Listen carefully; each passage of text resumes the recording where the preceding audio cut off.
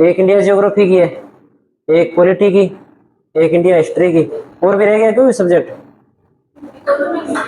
हाँ, इकोनॉमिक्स की लगा देंगे, फिर वो कर देंगे पूरी क्लास। 2 दिन की बात है आज और कल की, आज तो निकल गया। अब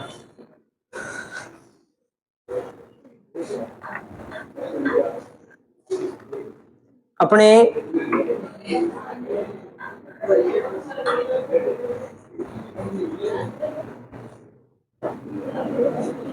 कहां तक पढ़ लिया था आपने? वो सिंधु जल समझौता कर लिया आपने। सिंधु जल समझौते से आगे अपने शुरू कर लेते हैं। अगला पाकिस्तान के साथ एक विवाद है, विवाद का नाम क्या है? सर क्रीक विवाद। देखो, सबसे पहले हमें कुछ शब्द समझने। एटलस के अंदर आप मैप निकाल लो,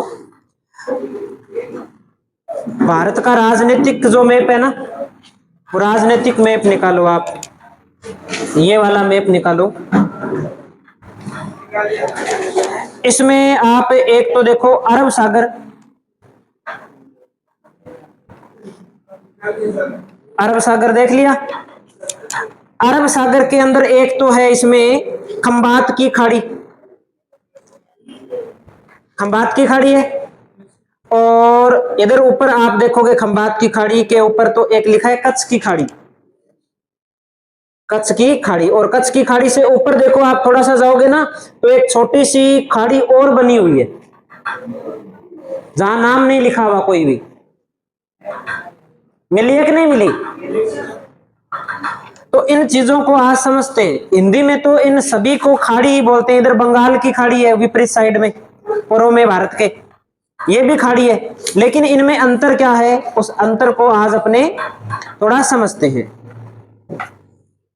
जैसे मान लो ये इधर तो है सागर और इधर है स्थल,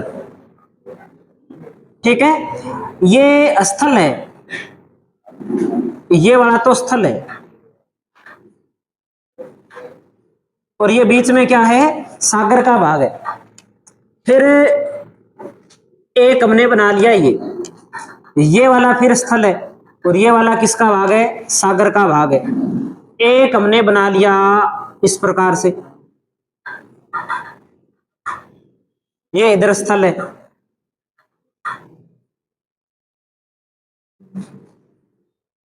फिर एक हमने इस प्रकार से बना दिया, ये इधर स्थल है, और ये इधर वाला क्या है? ये वाले जो भाग, ये किसके भाग है? सागर के भाग है, जो स्थल के अंदर निकले हुए।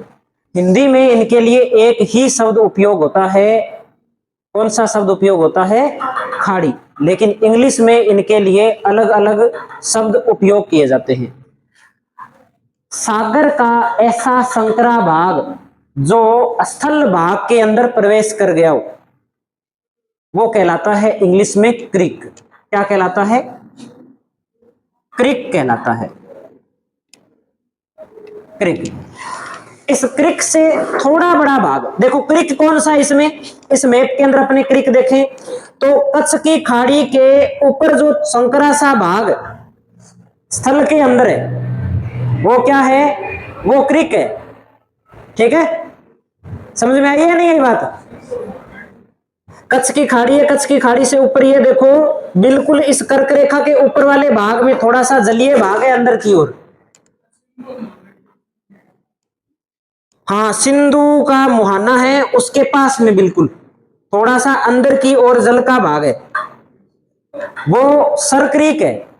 कौन सी क्रीक है? वो सर क्रीक है। यानी कि सर तो उस स्थान का नाम है और क्रीक ऐसे भाग को बोलते। तो ये तो क्या है? ये सर क्रीक है। अगला अपने देखते हैं ये वाला जो भाग है, दूसरा भाग। जैसे दूसरा अपने देखते हैं इसके बाद, जैसे ये भाग है, इसे बोलते हैं अपने गल्फ।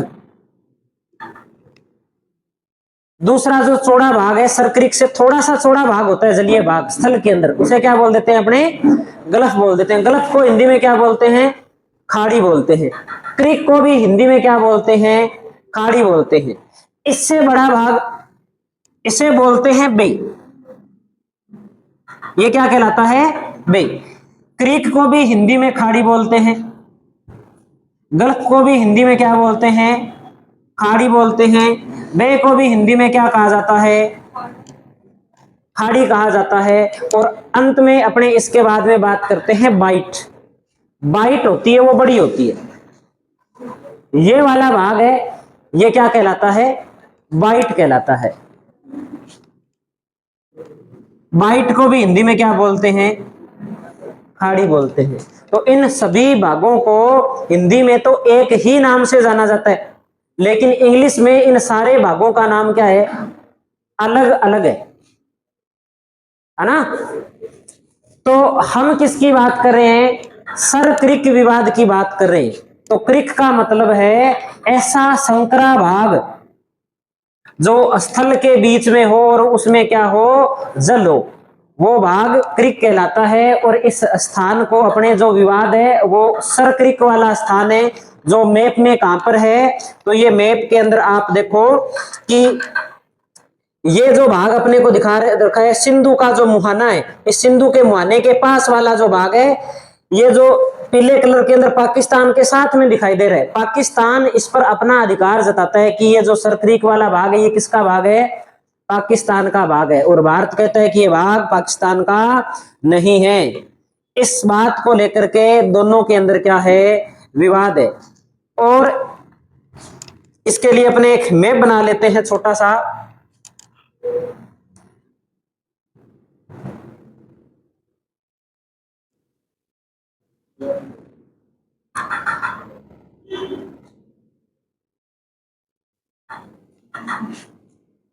जैसे इस प्रकार से हम बना लेते हैं समझने के लिए। ये तो है कच्छ की खाड़ी,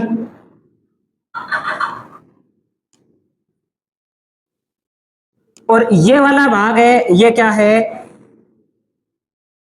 सरक्रीक।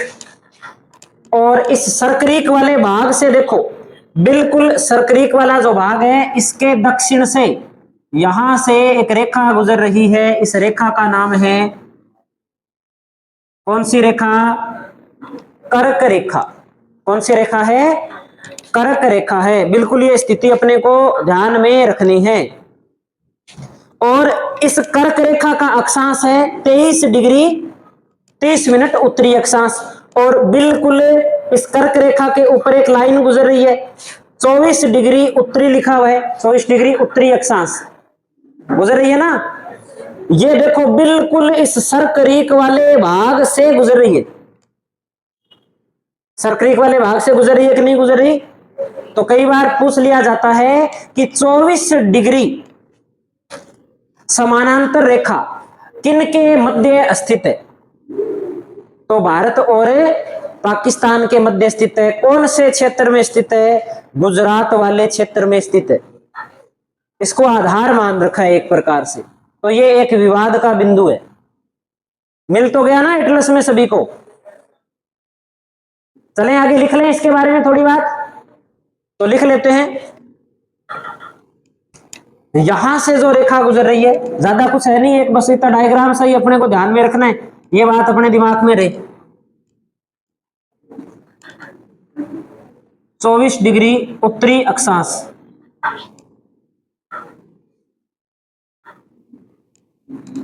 इसे बोलते हैं 24वीं या 24 डिग्री समांतर रेखा। समांतर रेखा 24 डिग्री समानांतर रेखा किसके मध्य स्थित है? तो भारत व पाकिस्तान के बीच में स्थित है। ये क्वेश्चन पूछा हुआ है, तो ये बात हम ध्यान में रख लेंगे। और ये वाला जो भाग है ये सरक्रीक है। इससे ऊपर वाले भाग को लेकर के क्या है? विवाद है। और ये दलदली क्षेत्र है, दलदल है, यहाँ पर सागर का पानी आता रहता है, वापस चला जाता है, कई बार डूब भी जाता है ये बिल्कुल भी। तो ऐसा क्षेत्र है, इसको लेकर के थोड़ा विवाद है, तो ये हम थोड़ा ध्यान रख लेंगे। ये सरक्रीक विवाद है। और ये 24वीं समानांतर रेखा है, इसका निर्धारण है 1965 में किया गया था। तो एक ये हम ये लिख दिया। लिखा नहीं, इसको लिख देते हैं कि इसका जो निर्धारण है ये 1965 में किया गया था। ये बात हम ध्यान में रखेंगे। ये इतने विवाद थे अपने पाकिस्तान के साथ।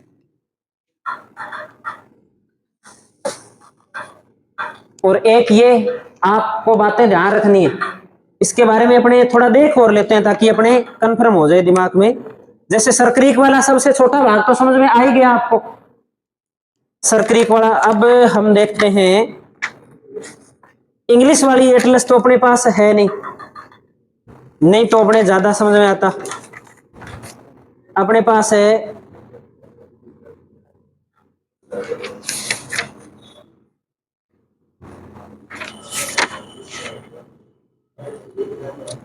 एक तो इसमें मिलेगा अपने को, जैसे ऑस्ट्रेलिया का मैप है ना, राजनीतिक मैप है ऑस्ट्रेलिया का, इसमें आपको ये वाला जो भाग है यहां आपको लिखा हुआ मिलेगा ग्रेट ऑस्ट्रेलियन बाइट। बाइट ये वाला भाग बाइट कहलाता है। ये देखो बाइट वाला भाग क्या होता है, बड़ा होता है। और हिंदी में अगर आप देखोगे तो आपको वही लिखा हुआ मिलेगा कि वृहत ऑस्ट्रेलियन खाड़ी, ऐसा लिखा हुआ मिल जाएगा। तो बाइट क्या होती है, बड़ी होती है। क्रिक सबसे छोटी होती है, गल्फ क्रिक से बड़ी होती है, और गल्फ से बड़ा होता है बे ऑफ बंगाल। इंग्लिश में पढ़ते हैं बे ऑफ बंगाल और हिंदी में बोलते हैं बंगाल की खाड़ी। तो बंगाल की खाड़ी पता है आप सभी को, देख सकते हो उस भारत वाले मैप में अपने को मिल जाएगी। और गल्फ ऑफ खंबात बोलते, गल्फ ऑफ खंबात, यानी कि जब ऐसे शब्द आ जाए ना, जैसे मैं 4 शब्द लिख देता हूं, जैसे एक शब्द मैं लिख देता हूं, ऐसा प्रश्न भी आया हुआ है, जैसे लिख दिया सर क्रीक, एक लिख दिया गल्फ ऑफ खंबात, एक लिख दिया मैंने जैसे बे ऑफ बंगाल, और एक मैंने लिख दिया ग्रेट ऑस्ट्रेलियन बाइट। ये 4 नाम है इधर, और मैंने 4 के 4 नाम लिख दिए। ठीक है, अब इनको कहे कि छोटे से बड़े के क्रम में लिखो, तो सबसे पहले क्या आती है, creek, sir creek. Gulf of Khambhat 2 number पे, खंबात की खाड़ी बोल देंगे। बे ऑफ बंगाल, बे 3 नंबर पे, बे ऑफ बंगाल, बंगाल की खाड़ी बोल देते हैं। ग्रेट ऑस्ट्रेलियन बाइट, वृहत ऑस्ट्रेलियन खाड़ी, हिंदी में खाड़ी बोल देंगे। नाम इस प्रकार से, ये थोड़ा सा क्रम हमें ध्यान रखना है कि सबसे छोटी क्रीक है, फिर गल्फ है, फिर बे है, और बे के बाद में बाइट है।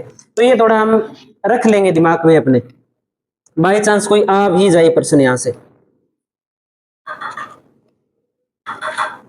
अब पाकिस्तान के बाद में हम बात कर लेते हैं अफगानिस्तान की।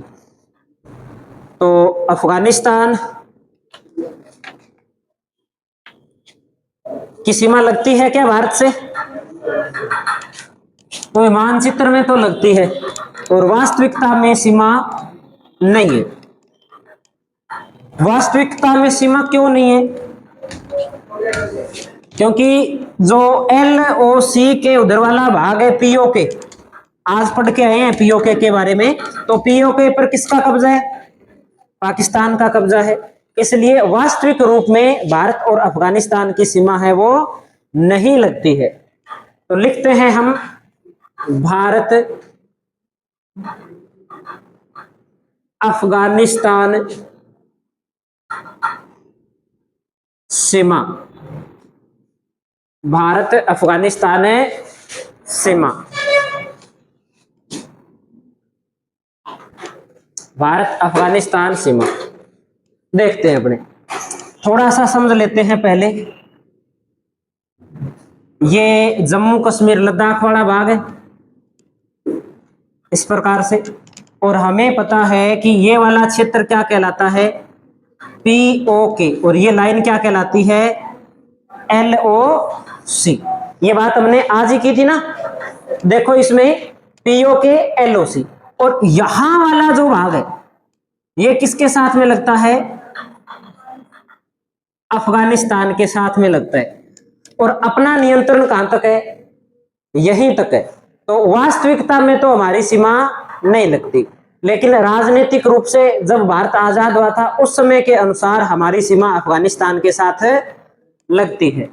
कितनी लगती है सीमा, इसकी बात हम कर चुके हैं, 106 किलोमीटर लगती है। और भारत और अफगानिस्तान के बीच में जब पुराने समय के अंदर सीमा का निर्धारण किया गया था, तब इस सीमा का नाम दिया गया था डुरंड रेखा। डुरंड नाम इसलिए पड़ा था कि जब भारत और अफगानिस्तान की सीमा का समझौता हुआ था, तब एक अधिकारी था जिसकी मध्यस्थता से यह समझौता हुआ था, उसका नाम था सर मोंटिमोर डुरंड। उसके नाम पर इस रेखा का नाम क्या रखा गया था, डुरंड रेखा। तो हम नोट कर देते हैं कि भारत और अफगानिस्तान के बीच में जो सीमा है उसे किस नाम से जानते हैं हम, डुरंड रेखा के नाम से जानते हैं। और इस डुरंड रेखा का जो निर्धारण है, इस डुरंड रेखा का जो निर्धारण है वो 1896 ईस्वी में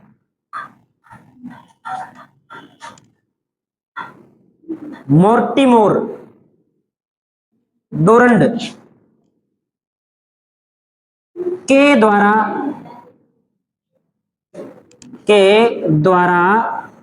किया गया था। ठीक है, इसलिए इस रेखा का नाम क्या है, डुरंड रेखा। यहां से ये जो रेखा गुजरती है, इस रेखा का नाम क्या है, डुरंड रेखा। ये बात में ध्यान रखनी है, डुरंड रेखा। अब देखो पिछले सालों की बात है, आपने देखा होगा, न्यूज भी देखी होगी कि पहले अफगानिस्तान के अंदर स्वतंत्र सरकार थी, बाद में वहां पर तालिबान ने क्या कर लिया है, कब्जा कर लिया है, वहां पर तालिबान की सरकार चल रही है।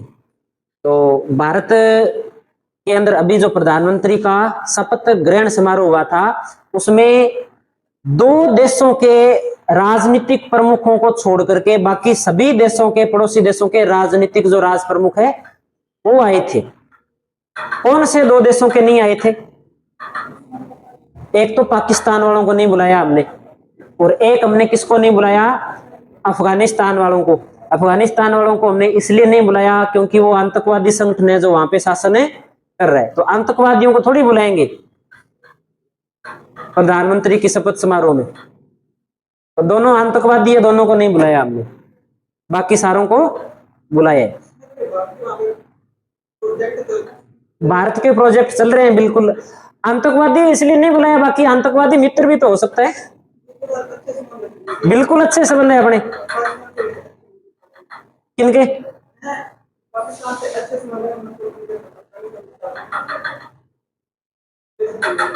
आप ये कहना चाहते हो कि ये भारत है और ये भारत का पड़ोसी पाकिस्तान है, ये पाकिस्तान है ना, और ये अफगानिस्तान है, और जो अफगानिस्तान है, अफगानिस्तान के अंदर सरकार है तालिबान की। तालिबान के किसके साथ अच्छे संबंध है, तालिबान के भारत के साथ अच्छे संबंध है, बिल्कुल सही बात है। बिल्कुल, पाकिस्तान के साथ न तो तालिबान की बनती है और अपनी तो पहले दिन से नहीं बनती। भारत और तालिबान बिल्कुल व्यापार करते हैं, और इसी व्यापार के चलते, व्यापार को बढ़ावा देने के लिए अफगानिस्तान से अपने नीचे देखो, अगले अपने मैप के अंदर इसमें देखते हैं, चलो इसको छेड़ लिया तो थोड़ा समझ ही लेते हैं, काम ही आएगा।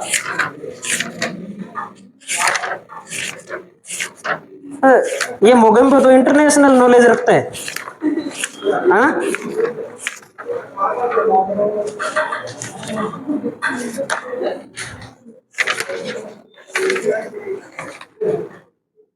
इसमें पेज नंबर तो अब आपको क्या बताएं, अलग अलग होगा। विश्व वाला मैप निकाल लो आप, विश्व क्या, एशिया वाला मैप निकाल लो, ये वाला।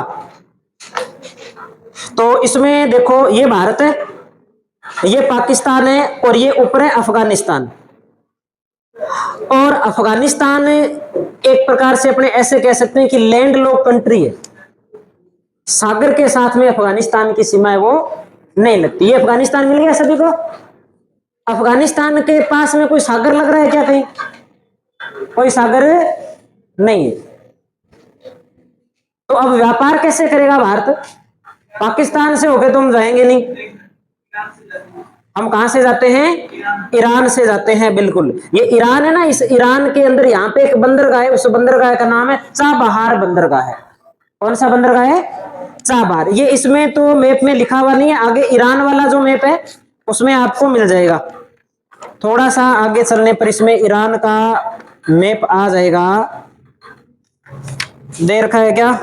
ये देखो पेज नंबर, तो भी मैं क्या बताऊं, पश्चिमी एशिया का जो मैप है, पश्चिमी एशिया का जो मैप है, इसमें ये ईरान है, ये अफगानिस्तान है, ये पाकिस्तान है, और बिल्कुल देखो पाकिस्तान के बगल के अंदर एक बंदरगाह है, उसका नाम है चाबहार बंदरगाह। कौन सा बंदरगाह है? चाबहार बंदरगाह।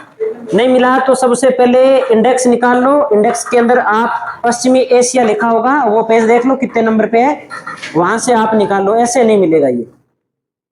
हाँ, कोई भी पेज निकालना हो ना, सबसे पहले इंडेक्स देखा करो कि अब इसमें देखो इंडेक्स के अंदर जाके कि पश्चिमी एशिया कितने नंबर पेज पे, 58 पे है, नहीं एटलस के अंदर, किसी में 53 पे होगा। हाँ, हमारे वाले पास ये तो बहुत पुराना मॉडल है, 2013 का है, इसमें 53 नंबर पेज पे मिल गया सभी को। ये देखो इधर इस जगह लिखा हुआ है चाबहार बंदरगाह। इसकी बात अपने सही लोकेशन की बात करें ना, यहाँ पे, यहाँ अपने इसकी लोकेशन बनाते हैं। जैसे ये है सऊदी अरब वाला अरब प्रायद्वीप, ये है इराक ईरान वाला क्षेत्र ऐसे, और ये ऐसे करके, और ये है भारत, है ना। तो ये तो हो गया भारत, ये हो गया पाकिस्तान, ये हो गया अफगानिस्तान, और ये वाला भाग किसके पास में है? ये वाला भाग है ईरान के पास में है कि नहीं है। और यहां पे एक बंदरगाह है, इस बंदरगाह का नाम क्या है? चाबहार बंदरगाह है। तो भारत इस बंदरगाह से ईरान से होते हुए अफगानिस्तान के साथ में क्या करता है? व्यापार करता है। यह प्रश्न पूछा हुआ है कि किस बंदरगाह के द्वारा भारत और अफगानिस्तान व्यापार करते हैं?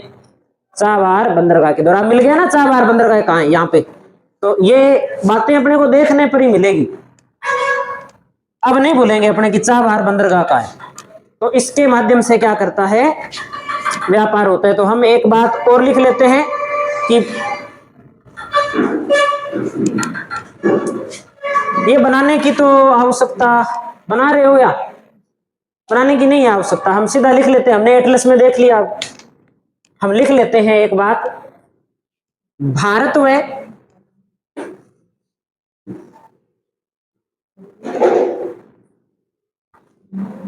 अफगानिस्तान के मध्य सर्वाधिक व्यापार चाबहार बंदरगाह है। ब्रैकेट में लिख लेंगे ये बंदरगाह कौन से देश के अंदर स्थित है? ईरान। सर्वाधिक व्यापार चाबहार बंदरगाह से होता है, और चाबहार बंदरगाह को भारत ने लीज पे ले रखा है, भारत ने ही विकसित किया है चाबहार बंदरगाह को। क्या कारण है ऐसा करने का? तो ऐसा करने के कई कारण हैं, समझें क्या थोड़ा सा ये क्या कारण है? तो कारण समझने से पहले हम एक मैप बना लेते हैं।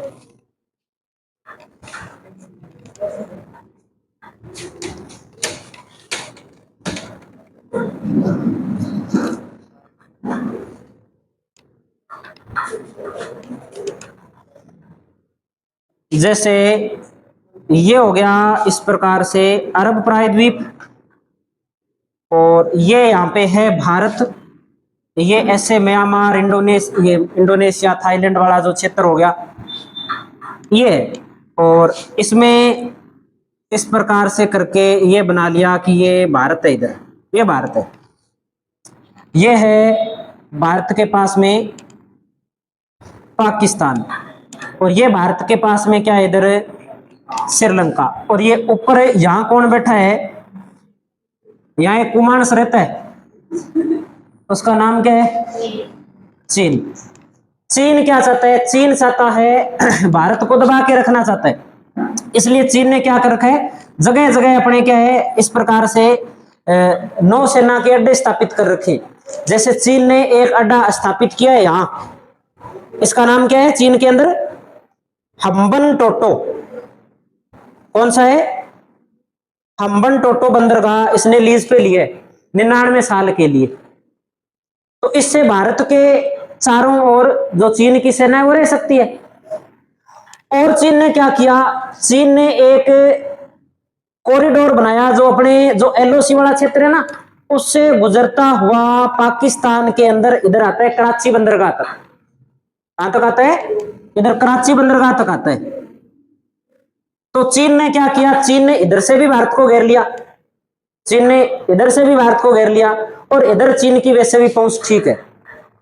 तो अब भारत वालों ने क्या किया, भारत वालों ने ईरान के अंदर एक बंदरगाह ले लिया, उसका नाम क्या है? चाबहार बंदरगाह। बाई चांस कोई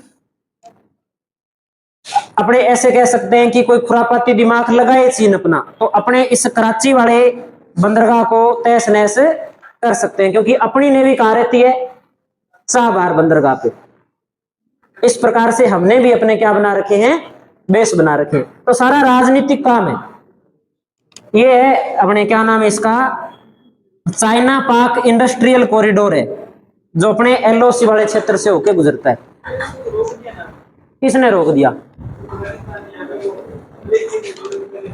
ऐसे 2-4 दिन रुकने से क्या होता है? कोई फर्क नहीं पड़ता, 1-2 हमले होने से। चल रहा है, यहां से व्यापार हो रहा है। पाकिस्तान के सारे गधे चीन से ले गए इस कॉरिडोर से। विश्व में सबसे ज्यादा गधे कौन बेचता है? पाकिस्तान बेचता है। और खरीदता कौन है? चाइना खरीदता है। गधे से दवाई बनती है। तो ये चल रहा है, कोई दिक्कत नहीं है। कोई एक बार रुक गया होगा तो क्या फर्क पड़ता है, वैसे बना रखा है इन्होंने। तो ये अपने थोड़ा सा बड़ा बड़ा ध्यान में रखेंगे। तो ये अपनी सीमा होगी अफगानिस्तान के साथ में कौन सी रेखा निर्धारित करती है सीमा? डोरंड रेखा। बस इतनी बात ध्यान रखनी है। एक बंदरगाह ध्यान रखेंगे, व्यापार किससे होता है। अब पढ़ते हैं अपने इसके बाद भारत चीन सीमा। भारत चीन सीमा।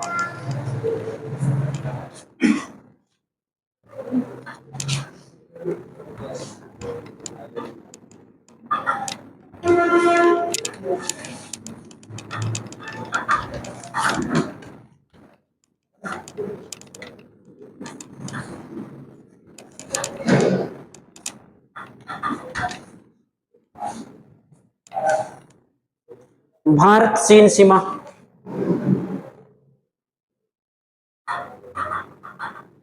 चीन की नीति क्या है? चीन की नीति है साम्राज्यवादी। क्या चीन की नीति सही है क्या? आपको क्या लगता है? चीन दूसरे देशों पे कब्जा करता रहता है, सही है क्या या गलत है? आपका क्या मत है इस बारे में? कब्जा करना चाहिए कि नहीं करना चाहिए?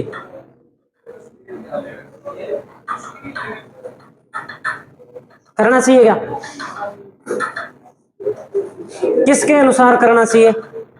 है कोई ऐसा जो कब्जा करने के, किसी क्षेत्र, किसी दूसरे राज्य के क्षेत्र पर अधिकार करने का समर्थन करता है जो? आपने कोई ऐसी सोच नहीं रखी कि कब्जा करना चाहिए, पड़ोसी के प्लाट पे कब्जा कर लेना चाहिए, पड़ोसी के घर पे कब्जा कर लेना चाहिए? तो भू राजनीति के अंदर सिद्धांत है कि जब तक कोई राज्य दूसरे क्षेत्र पे कब्जा नहीं करता ना, तो इसका मतलब है कि धीरे धीरे उस राज्य का पतन होना शुरू हो जाता है। तो कब्जा करना अनिवार्य है। अगर सही प्रकार से देखें, एक देश के हिसाब से देखें तो जरूरी है। अमेरिका क्या करता रहता है, कभी उसको पीट दिया, कभी उसको पीट दिया, गुंडागर्दी रखता है अपनी। चीन क्या करता है? ऐसा ही करता है। कभी अरुणाचल प्रदेश वाले क्षेत्र में कब्जा कर लिया, कभी लद्दाख वाले क्षेत्र में कब्जा कर लिया, उधर थाईलैंड, वो क्या नाम है, वो एक देश है, हाँ वियतनाम, वियतनाम और वियतनाम नहीं, आगे अपने और सागर के अंदर छोटा सा देश है फिलीपींस वगैरह वगैरह, इनको धमकाता रहता है। तो ये जरूरी है अपने अस्तित्व को बनाए रखने के लिए। भारत ऐसा नहीं करता। भारत कहता है कि न तो हम किसी के क्षेत्र पे कब्जा करेंगे, न हम किसी को हमारे क्षेत्र पर कब्जा करने देंगे। यही सोच के साथ चल रहे हैं अपने। तो पिछले भारत को आजाद हुए कितने साल हो गए?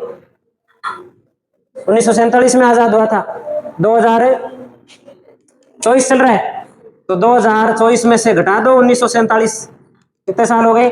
14 में से 7 गए, 7, 11 में से 4 गए, 77 साल के आसपास हो गए भारत को आजाद हुए। भारत ने क्या पाया और क्या खोया इस नीति के तहत? भारत ने अरुणाचल प्रदेश का क्षेत्र खोया, भारत ने एलओसी वाला क्षेत्र खोया, भारत ने लद्दाख का क्षेत्र खोया। खोया कि नहीं खोया? क्यों खोया? क्योंकि हमारी नीति क्या है कि हम किसी के क्षेत्र पे कब्जा नहीं करेंगे। और थोड़ा सा चीन का इतिहास उठा के देखो, चीन ने क्या पाया? चीन ने बहुत कुछ क्षेत्र सारा का सारा अपने जो ये तिब्बत नाम का एक देश होता है सारा ही निकल गया, पूरा का पूरा ही। कितना बड़ा देश था, सारा का सारा गबड़गट कर गया वो, तो पावरफुल हो गया वो। उसकी नीति है कौन सी? साम्राज्यवादी नीति। अमेरिका की नीति भी कौन सी है? साम्राज्यवादी नीति है। तो साम्राज्यवादी नीति किसी राज्य को जीवित रखने के लिए आवश्यक है। अगर भारतीय अपनी ये नीति रखेगा ना, तो ध्यान रखना आगे अभी और कुछ बड़ा बड़ा होता जाएगा धीरे धीरे, है ना? हो ही रहा है धीरे धीरे, बिल्कुल। चलो अपने बात करते हैं चीन के साथ अपने क्या विवाद है और चीन के साथ अपनी सीमा। तो अपने लिए जितना पाकिस्तान खतरनाक है ना, उससे ज्यादा खतरनाक कौन है? चीन है। तो देखो 1954 में, बातें मत करो इधर देखो, 1954 के अंदर एक समझौता होता है। इस समझौते का नाम क्या है? पंचशील समझौता। कौन सा समझौता होता है? पंचशील समझौता होता है। और पंचशील समझौता किन दो व्यक्तियों के बीच में होता है, या किन दो राज्यों के बीच में, या कौन से दो राष्ट्रों के बीच में होता है? तो भारत और चीन के बीच में होता है। 1954 में होता है। भारत के अंदर इस समय जो इस समझौते के अंदर भाग लेते हैं, अध्यक्षता करते हैं, वो होते हैं जवाहरलाल नेहरू। और चीन का एक व्यक्ति होता है, उस व्यक्ति का नाम था चाउ एन लाई। इन दोनों के बीच में एक समझौता होता है। जब भारत आजाद होता है तभी चीन आजाद होता है। थोड़ा ही फर्क होता है इन दोनों के बीच में आजाद होने के अंदर। पहले जापान का काफी बड़ा अधिकार था चीन के ऊपर। जापान छोटा सा देश है, लेकिन टेक्नोलॉजी ज्यादा थी, सैनिक ज्यादा थे, तो उसने चीन के क्षेत्रों पे भी क्या कर रखा था? कब्जा कर रखा। 1947-48 के आसपास ये दोनों देश आजाद होते हैं, भारत और चीन। इधर पाकिस्तान, ये साथ में आजाद हुए हैं सारे। थोड़ा बहुत अंतर है इनके आजाद होने के अंदर, तो साल का अंतर होगा, 6 महीने का अंतर होगा। तो अब ये समझौता होता है। इस समझौते के अंदर 5 प्रावधान है। क्या है 5 प्रावधान? पहला प्रावधान होता है इसके अंदर कि दोनों देश एक दूसरे की संप्रभुता को बनाए रखेंगे। भी चीन ये कहेगा कि भारत अपना एक स्वतंत्र अलग देश है, और भारत ये कहेगा कि चीन अपना एक स्वतंत्र अलग देश है। दोनों के अस्तित्व को अपने क्या करेंगे? स्वीकार करेंगे। ये शर्त होती है पहली पंचशील समझौते की। दूसरी शर्त होती है कि एक दूसरे पर हम आक्रमण नहीं करेंगे। यह शर्त भी ठीक थी, ये आक्रमण नहीं करेंगे। तीसरी शर्त थी कि सीमा का अतिक्रमण नहीं करेंगे। जहां सीमा है बीच में निर्धारित, उधर भारत है, एक तरफ है चीन है, कोई विवाद वाली बात अपने नहीं रखेंगे। अगली शर्त होती है कि दोनों शांतिपूर्ण सह अस्तित्व बनाए रखेंगे। दोनों शांति से अपना अपना क्या करेंगे? विकास करेंगे, लड़ाई झगड़ा नहीं करेंगे। और अगली शर्त होती है इनके बीच में कि एक दूसरे के आंतरिक मामलों में हम हस्तक्षेप नहीं करेंगे। भारत में क्या हो रहा है, चीन को कोई मतलब नहीं होगा। चीन के अंदर क्या हो रहा है, भारत को कोई मतलब नहीं होगा। बात तो वही है कि पड़ोसी लड़ रहे हैं, हमें क्या मतलब है? पड़ोसी लड़ रहे हैं तो लड़ने दो, अपने आप हो जाएंगे सही। एक हम जाए, अच्छा इसने तेरे थप्पड़ मारा, गलत बात है, तो वो सामने वाला जिसके पड़ी है उसको गुस्सा आएगा, वो एक और लगाएगा, तो विवाद होगा कि नहीं होगा? तो शर्तें तो सारी सही थी, भारत ने सारी शर्तों को मान लिया, लेकिन चीन ने इन शर्तों को नहीं माना। चीन ने इन शर्तों को नहीं माना। तो धीरे धीरे क्या हो गई, लड़ाई बढ़ गई। छोटी छोटी बात से लड़ाई शुरू होती है और छोटी छोटी बात से लड़ाई होते होते एक बड़ा युद्ध हो गया 1962 के अंदर। कैसे हुआ, चर्चा कर लेंगे हम। तो सबसे पहले तो जो 5 प्रावधान है इस पंचशील समझौते के, वो लिख लेते हैं। कई बार पूछ लिया जाता है पंचशील समझौता किसके बीच में हुआ था, किन दो देशों के बीच में, कौन इनके नेता थे, ये बातें पूछ ली जाती है। तो हम एक एक करके 5 शर्त हम लिख लेते हैं। पहली शर्त लिखेंगे कि दोनों देश एक दूसरे की संप्रभुता, दोनों देश एक दूसरे की संप्रभुता को बनाए रखेंगे। दूसरी शर्त थी समझौते की, दोनों देश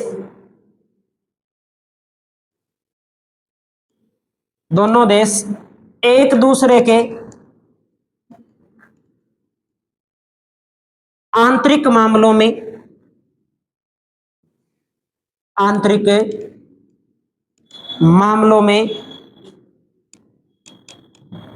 हस्तक्षेप नहीं करेंगे। दोनों देश एक दूसरे के आंतरिक मामलों में हस्तक्षेप नहीं करेंगे।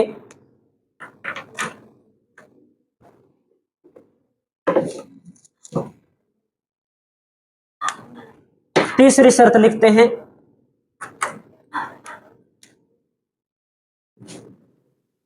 दोनों देश एक दूसरे पर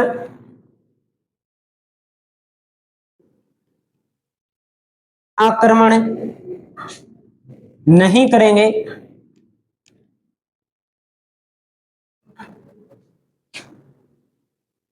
दोनों देश एक दूसरे पर आक्रमण नहीं करेंगे। शांतिपूर्ण सह अस्तित्व बनाए रखेंगे।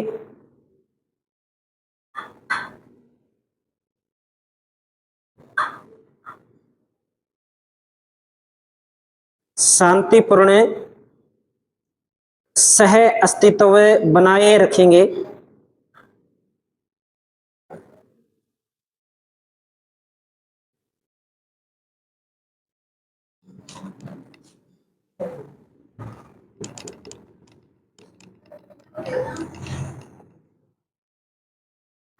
शांतिपूर्ण सह अस्तित्व बनाए रखेंगे। और एक कौन सी शर्त रहेगी भाई, संप्रभुता को बनाए रखेंगे, आंतरिक मामले में हस्तक्षेप नहीं करेंगे, एक दूसरे पर आक्रमण नहीं करेंगे, सीमा का अतिक्रमण नहीं करेंगे, एक दूसरे की सीमा का अतिक्रमण नहीं करेंगे।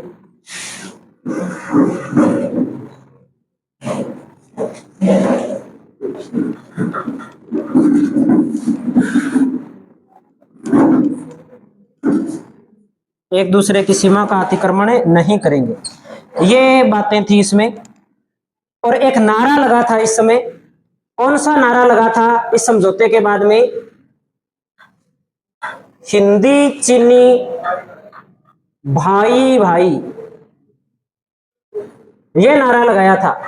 और अपने वाले इस नारे में बिल्कुल मस्त हो गए कि अब चीन तो आक्रमण कभी करेगा ही नहीं। नेहरू जी पंचशील समझौता करके आए और इस समझौते के चक्कर में ही चीन ने क्या कर दिया भाई, आक्रमण कर दिया। और आक्रमण ही ऐसा किया कि सारा सिस्टम हिला के रख दिया। भारत वालों के समझ में नहीं आया क्या हुआ। इसमें ऐसे तो नहीं कह सकते कि भारतीय सेना कमजोर थी। भारतीय सेना तो ना उस समय कमजोर थी, नहीं भारतीय सेना आज कमजोर है। तो फिर युद्ध क्यों हार गए, क्या कारण रहा होगा कि हम युद्ध हार गए। पहले तो अपने बात करते हैं युद्ध हुआ क्यों हुआ युद्ध, बताओ। दलाई लामा को क्या दे दी थी, भारत ने शरण दे दी थी। अब ये दलाई लामा कौन था, बौद्ध धर्म का मुख्य व्यक्ति था। बिल्कुल सही बात है। अभी अपने समझ लेते हैं इसको, एक मैप के द्वारा समझते हैं इसको अपने।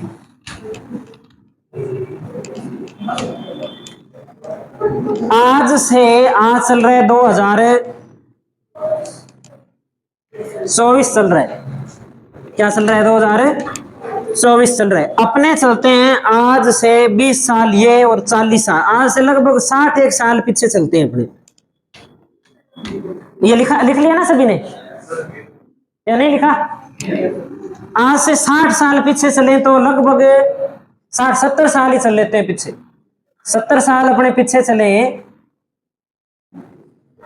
तो आज तो भारत, ये भारत है मान लो, और ये इधर है अपना पड़ोसी। अपना पड़ोसी कौन सा है? ये चीन। लेकिन पहले यहां पे चीन नहीं होता था, पहले यहां पर चीन नहीं होता था, यहां एक अलग देश था। इस देश का नाम क्या था? तिब्बत। इस देश का नाम था तिब्बत, और इस तिब्बत की राजधानी होती थी लहासा। लगभग हम बना लेते हैं कि इधर किधर एक राजधानी थी, इस राजधानी का नाम क्या था? लहासा। लासा राजधानी थी इस तिब्बत देश की। और ये ऊपर एक देश था, इस देश का नाम था चीन, जो वर्तमान में कहां तक पहुंच गया? यहां तक पहुंच गया। चीन में भी कौन लोग रहते थे? बौद्ध रहते थे। और इधर तिब्बत में भी कौन रहते थे? बौद्ध रहते थे। चीन ने जैसा भारत के साथ समझौता किया, वैसा ही समझौता किसके साथ किया? तिब्बत के साथ समझौता किया कि आपको सेना रखने की जरूरत नहीं है, आपका बड़ा भाई आपके साथ है, देखते हैं आपके कौन मारते हैं। जाओ, सैनिकों को भेज दिया कि आप हिंदुस्तान की बॉर्डर पे जाके लग जाओ, नेपाल की बॉर्डर पे लग जाओ, सारी जगह अपने सैनिक भेज दिए। तिब्बत वाले खुश कि अपने खर्चा आएगा ही नहीं, अपने बैठे बैठे ऐसे ही मौज करेंगे, अपनी रखवाली तो कौन करेगा?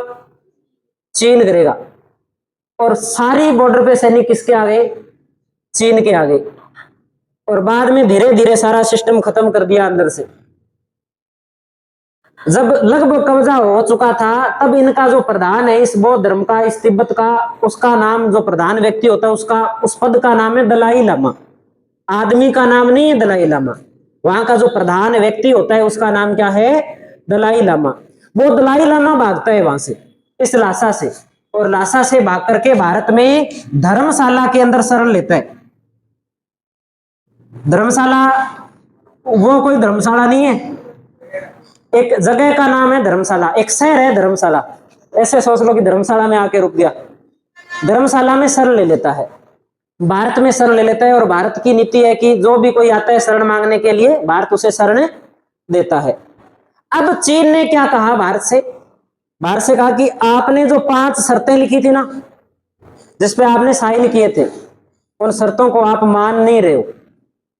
उसमें एक शर्त यह थी कि आप हमारे आंतरिक मामलों के अंदर हस्तक्षेप नहीं करोगे, और आप तो बिल्कुल हमारे आंतरिक मामलों में हस्तक्षेप कर रहे हो। आप दलाई लामा को भारत में शरण दे रहे हो। दलाई लामा तो हमारा आतंकवादी है, इधर का लोगों को भड़काता है ये तिब्बत वाले प्रांत के अंदर, और तिब्बत प्रांत है चीन का। तब भारत वालों ने कहा कि तिब्बत प्रांत नहीं है, तिब्बत एक अलग देश है। उन्होंने कहा अलग देश नहीं है, तिब्बत तो हमारा एक प्रांत है। इस बात को लेकर के क्या हो गया? विवाद हो गया। दाऊद इब्राहिम का नाम सुने? दाऊद का नाम सुने आप लोगों ने? कौन है दाऊद? अंडरवर्ल्ड का डॉन है। अब नहीं पता अंडरवर्ल्ड क्या होता है ना? मान लो कोई होगा, कोई एक सिस्टम बना रखा होगा। कहाँ है वो? पाकिस्तान में रहता है। कोई कहता है दुबई में रहता है, कोई कहता है पाकिस्तान में रहता है। अपने तो ये कहते हैं कि पाकिस्तान में रहता है। एक वो था, एक वो और था, क्या नाम था उसका? अजगर, अजगर क्या नाम था उसका? मौलाना, ऐसे करके, जो मुंबई के अंदर और ये हमले हुए थे ना, ये इन्होंने तो करवाए थे सारे, दाऊद ने, और एक वो मौलाना अजगर, अजहर पता नहीं ऐसा नाम था उसका, इन लोगों ने करवाए थे।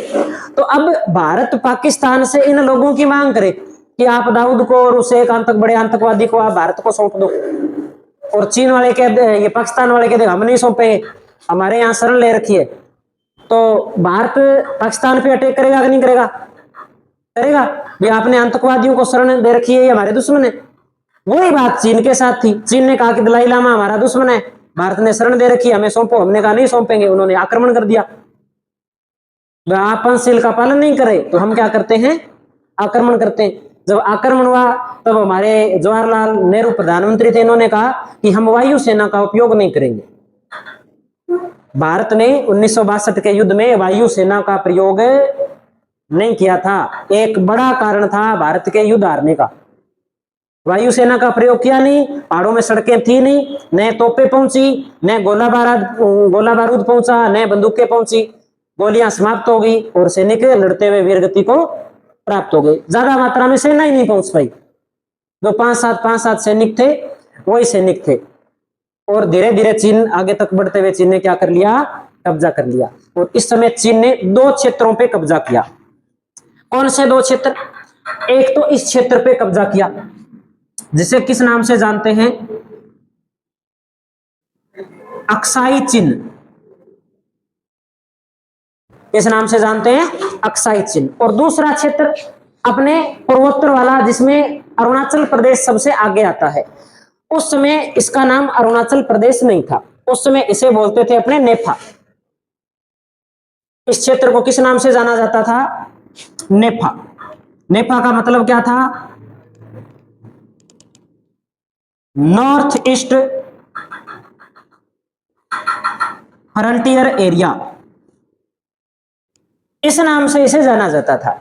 जो वर्तमान में यह जो अरुणाचल प्रदेश वाला भाग है, यहां इन 2 क्षेत्रों के ऊपर किसने कब्जा कर लिया? 1962 वाले युद्ध में चीन ने कब्जा कर लिया। तो ये कहानी होती है यहां पर। अब इस क्षेत्र के अंदर ये वाला जो क्षेत्र है, जहां तक भारत का वर्तमान में नियंत्रण है, भारत का नियंत्रण इस रेखा तक है, यहीं तक भारत का अधिकार है। आगे किसका अधिकार है? चीन का अधिकार है। इस लाइन को बोलते हैं LAC। LAC का मतलब है line of actual control. Line of actual control, इस लाइन का मतलब है, इस रेखा का मतलब है, ये इसका हिंदी में अपने समझे तो वास्तव में भारत का नियंत्रण कौन सी रेखा तक है? वास्तविक नियंत्रण रेखा LAC। इस रेखा से आगे किसका अधिकार है? चीन का अधिकार है। तो LAC का संबंध आए तो LAC का संबंध तो है भारत और चीन से। LOC का संबंध आए तो LOC कहां है? ये लाइन ऑफ कंट्रोल जो भारत और पाकिस्तान के बीच में। आ रही है कहानी कुछ समझ में? तो एक तो विवाद रहा, ये विवाद रहता है। और ये आपको पता है, ये यहां कौन सा देश है? ये नेपाल है। और ये कौन सा देश है? इधर भूटान है। खतरा नेपाल और भूटान को भी है। एक दिन ये भी शामिल हो सकता है, कर लिए जाए।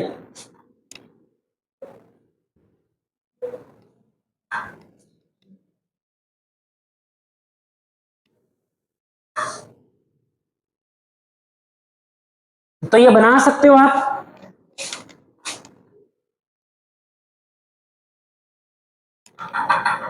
धर्मशाला के अंदर किसने शरण ली थी? दलाई लामा। कब शरण ली थी? 1959 में। और एक हम बात नोट कर देते हैं, भारत चीन युद्ध कब हुआ था? 1962 में। और दूसरी बात लिख सकते हैं, चीन ने भारत के 2 क्षेत्रों पर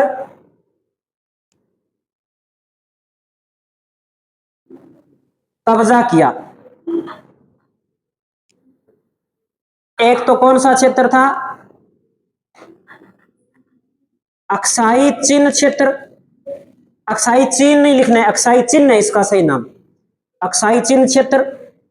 और दूसरा नेफा, नॉर्थ ईस्ट फ्रंटियर एरिया, उस पे कब्जा किया।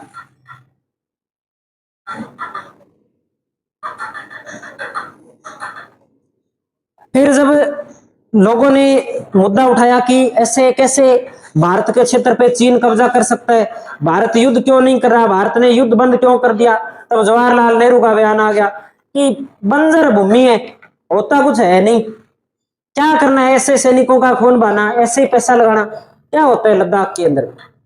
ऐसे करके फिर उसको वापस लिया ही नहीं, और बाद में मामला पुराना हो गया। तो फिर वो नियम है ही कि अगर 12 साल तक अपने चलता है ना, ऐसा ही कोई नियम होगा यूएनओ का कि 12 साल तक अगर किसी मकान के ऊपर किराएदार रह जाता है तो वो मकान किराएदार का होता है। तो ऐसा कोई नियम लागू ही हो गया, मान लो वो किसके पास है, अब चीन के पास नहीं है, अपने पास नहीं है। वास्तविकता आ रही है समझ में? वे वास्तव में जो नक्शा देखते हो क्या वैसा नक्शा है क्या भारत का? तो ये कहानी है, देख लो।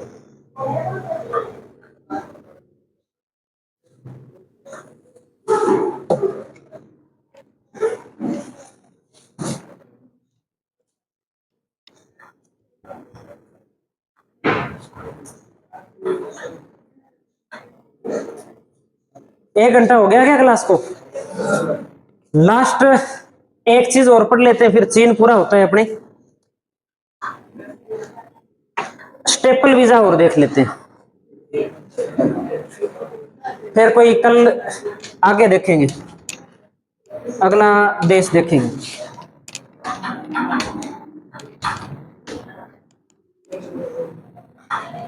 ये बना लिया ना भाई सभी ने?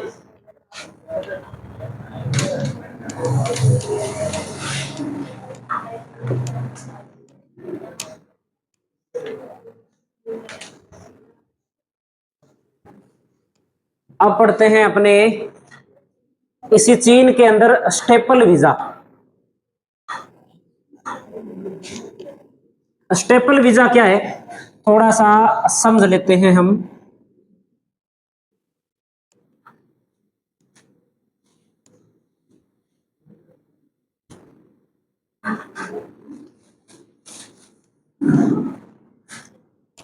ये क्षेत्र, ये राज्य हो गया अपना जम्मू कश्मीर और वर्तमान में लद्दाख वाला क्षेत्र हो गया, और ये इधर कौन सा हो गया, अरुणाचल प्रदेश।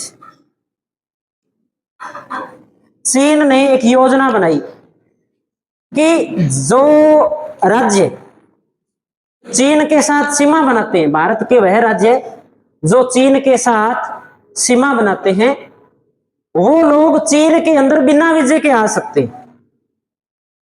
सिर्फ भारत की कोई आईडी दिखा करके कि हम भारत के जम्मू कश्मीर से, या हम अरुणाचल प्रदेश से, या कोई सिक्किम वगैरह के आसपास रहते हैं, इन राज्यों के अंदर रहते हैं, वो चीन के अंदर बिना वीजे के आ जा सकते हैं और चीन में व्यापार भी कर सकते हैं, कोई काम भी कर सकते हैं। इस प्रकार की सुविधा किसने दे रखी है? चीन ने दे रखी है। इसका क्या फायदा होगा, चीन को क्या फायदा होगा इसका?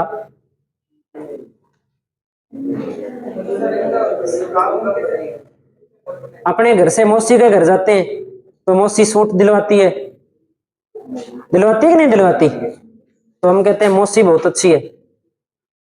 अच्छी लगती है मौसी, जितने दिन नए नए सूट होते हैं उतने दिन तो अच्छी लगती है मौसी। और हो सकता है मौसी खतरनाक भी हो, मौसी के पास में चले जाए, मौसी खूब काम करवाए,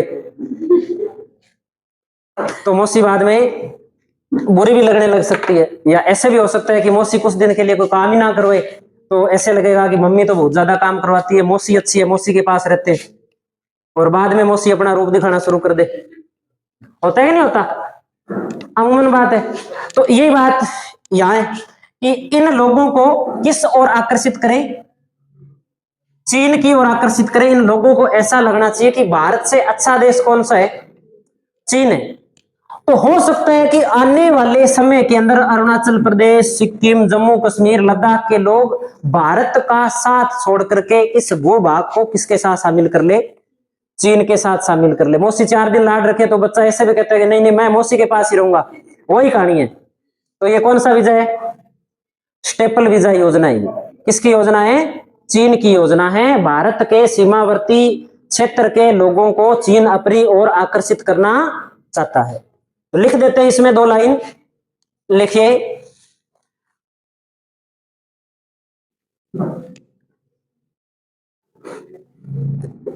भारत के चीन के साथ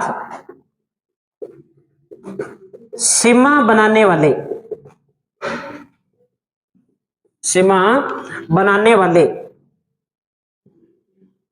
राज्यों के लोगों हेतु चीन के द्वारा शुरू की गई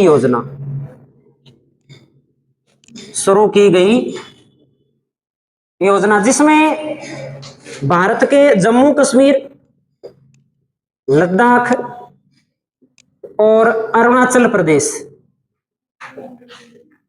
ये जो राज्य इनको विशेष रूप से इसमें क्या है, स्वायत्तता दी गई है। ठीक है, यानी कि वीजे का नाम बस वीजा मिल गया, आप वहां की आईडी दिखा करके आप यहां आ सकते हो, ऐसी सुविधा है। इस सुविधा के कारण क्या होगा, उद्देश्य क्या है, तो लिखेंगे चीन इन लोगों को विशेष सुविधा देकर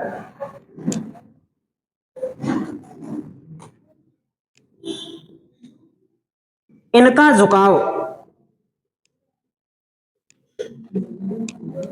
अपनी ओर करना चाहता है। भी एक नॉर्मल सी बात है कि ये वाला जो भाग है ना, ये हिमाचल प्रदेश के आसपास का भाग है, या अरुणाचल प्रदेश के आसपास का भाग है, या सिक्किम के आसपास का भाग है। तो यहाँ के लोग इनको देखा होगा, इनकी आंखें बिल्कुल चीन की तरह, चीन के लोगों की तरह होती है, कद भी वैसा होता है, शक्ल भी उनके जैसे मिलती है, लैंग्वेज भी हालांकि लगभग उनके जैसी है। तो चीन को ऐसा लगता है कि ये लोग आने वाले समय के अंदर अगर इन्हें थोड़ी स्वायत्तता दी जाए तो ये चीन में क्या हो सकते हैं, शामिल हो सकते हैं। अगर लोग शामिल होंगे तो उनकी भूमि भी किसमें शामिल हो जाएगी, चीन में शामिल हो जाएगी। तो ये एक चीन की और योजना है जिसे स्टेपल वीजा के नाम से अपने जानते हैं। अगली योजना, अब ये चीन वाला तो कंप्लीट कर दिया हमने। ज्यादा आप देखना चाहो तो एक मैप में आप ये भर सकते हो कि भारत के कौन कौन से राज्य और केंद्र शासित प्रदेश की चीन के साथ सीमा लगती है। तो कौन कौन से राज्यों की और केंद्र शासित प्रदेशों की लगती है, अभी थोड़ा सा आपने इस प्रकार से बनाए। तो एक तो लगती है लद्दाख की, एक लगती है हिमाचल प्रदेश की, एक उत्तराखंड की, उसके बाद में ये कौन आ गया, नेपाल आ गया, ये लगती है सिक्किम की, है ना, और सिक्किम के बाद में इधर भूटान आ गया, और फिर ये सीमा किसकी लगती है, अरुणाचल प्रदेश की। तो आप एक मैप के अंदर भर करके ये लगा सकते हो कि कितने राज्यों की सीमा है वो चीन के साथ लग रही है। तो राज्य और केंद्र शासित प्रदेशों की संख्या हो गई 1 2 3 4 और 5। 5 ही है क्या, या और ज्यादा भी है, देखेंगे एटलस में तो भूल तो नहीं गए। तो लद्दाख 1, हिमाचल प्रदेश 2, उत्तराखंड 3, सिक्किम 4 और अरुणाचल प्रदेश 5। 5 की सीमा लगती है। आज इतना ही करते हैं हम, कल भारत और नेपाल की सीमा के बारे में पढ़ेंगे। कल क्या याद करके आने, कल आप क्या याद करके आओगे,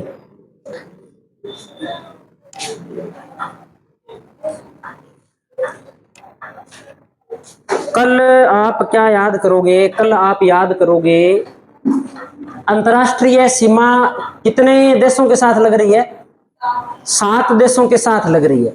7 देश किसके साथ सीमा लग रही है, कितनी सीमा लग रही है, सबसे ज्यादा कौन से राज्य की सीमा लग रही है और सबसे कम कौन से राज्य की सीमा लगी, वो एक ही पेज याद करके आना। ठीक है, 8 देश, सबसे ज्यादा किसकी, सबसे कम लंबाई याद करनी है हमें बड़ी बड़ी, और सबसे अधिक सीमा बनाने वाला राज्य और सबसे कम सीमा बनाने वाला राज्य प्रत्येक देश के साथ। तो जो नए आए हैं उनके लिए छूट है, वो